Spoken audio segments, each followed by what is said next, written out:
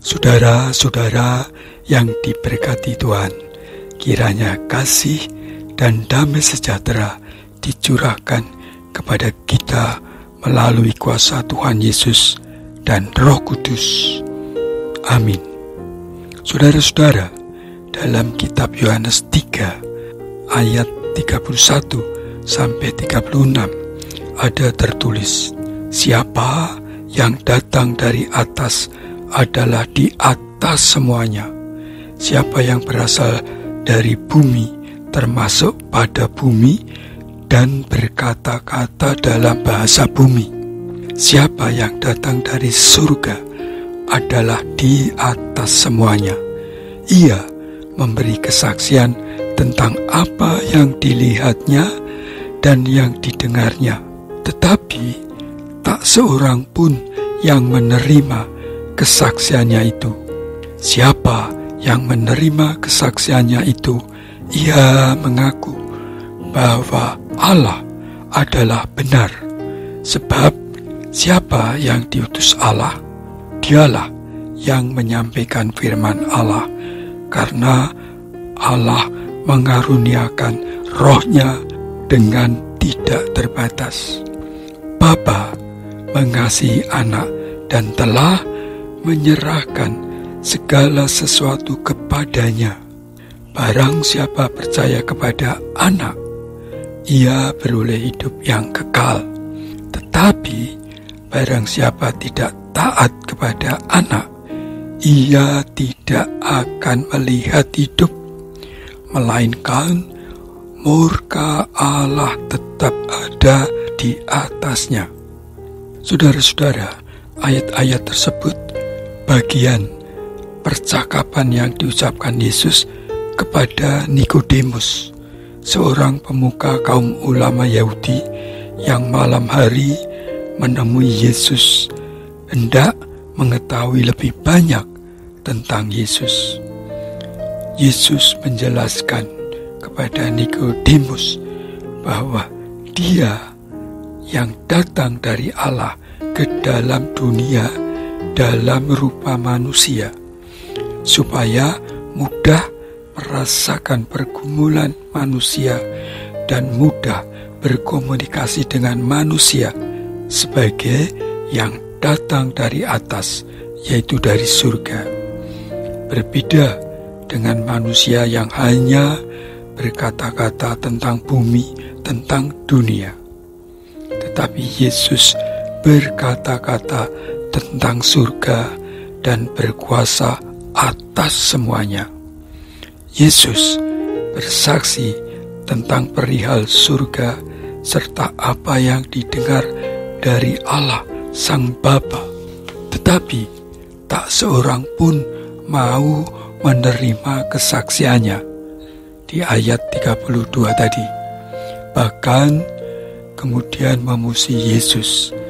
Namun bagi barang siapa yang menerima, percaya dan mengakui Yesus, akan mengatakan bahwa itulah kebenaran Allah yang dibawa oleh Yesus.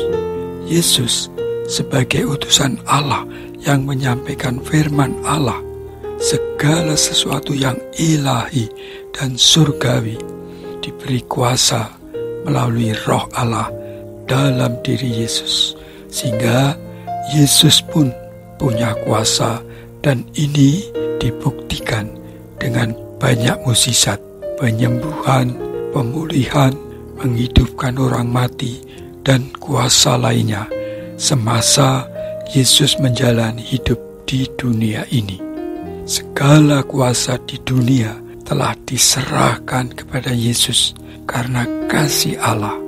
Ayat 35. Dalam kesempatan yang lain, Yesus menegaskan kembali hal ini kepada murid-muridnya ketika hendak naik ke surga, seperti ditulis dalam Matius 28 ayat 18. Yesus mendekati mereka dan berkata, "Kepadaku telah diberikan segala kuasa di surga dan di bumi." Saudara-saudara yang dikasihi Tuhan, Penegasan ini untuk menguatkan iman murid-muridnya. Oleh karena kasih dan kuasa Allah, Yesus setara, sederajat dengan kuasa Allah.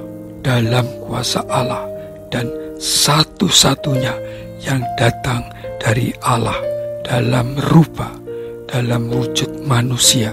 Maka manusia yang hanya bisa memikirkan hal-hal bumi ini sulit untuk bisa menerima kesaksian Yesus. Diingatkan dalam ayat 36 tadi bahwa barang siapa yang percaya kepada Yesus akan mendapat hidup yang kekal di surga, tempat di mana Yesus berada bersama Allah.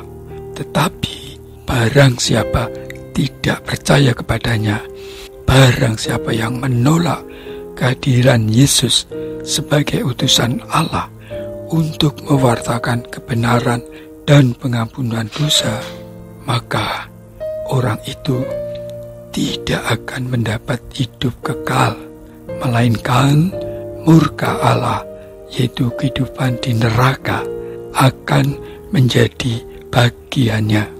Saudara-saudara yang terkasih, jelas sekali dari bacaan ayat-ayat tersebut tadi bahwa Yesus di atas semuanya yang di bumi.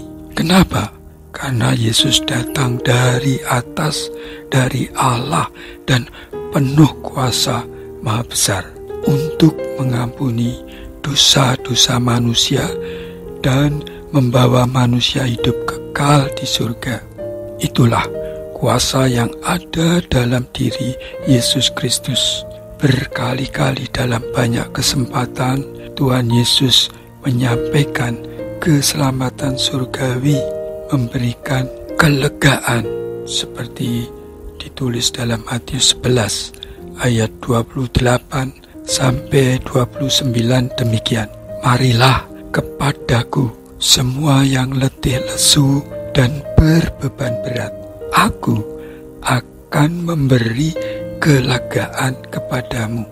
Pikulah kuk yang kupasang dan belajarlah padaku, karena aku lemah lembut dan rendah hati, dan jiwamu akan mendapat ketenangan. Saudara-saudara, pesan kepada orang-orang yang letih, lesu, dan berbeban berat karena kehidupan dunia ini, Yesuslah yang akan menghibur, memberi kelegaan, memberi janji hidup yang penuh damai sejahtera. Yesus tidak memaksa, karena Yesus rendah hati, lemah lembut, dan siap memberi ketenangan jiwa dan batin, serta kelegaan dalam menjalani kehidupan ini. Dalam Yohanes 14 ayat 6, Tuhan Yesus menegaskan keberadaannya. Demikian, akulah jalan dan kebenaran dan hidup. Tidak ada seorang pun yang datang kepada Bapa kalau tidak melalui aku. Ya, Yesus Kristus di atas semuanya, karena Dialah satu-satunya jalan ke surga, Siratul Mustaqim, satu-satunya yang berkuasa memberi hidup kekal melalui pengampunan dosa. Di luar Yesus tidak ada. Itulah Yesus di atas semuanya, di atas segalanya. Puji nama Tuhan. Amin. Bapa yang penuh kasih, kami bersyukur oleh karena Yesus menjadi jalan, kebenaran, dan hidup kekal untuk sampai kepada Bapa, untuk sampai ke surga, sehingga kami menjadi manusia yang disucikan oleh darah Tuhan Yesus, oleh penebusan Tuhan Yesus, dan kami kelak akan hidup kekal di surga. Terima kasih Bapa, dalam nama Tuhan Yesus. Amin.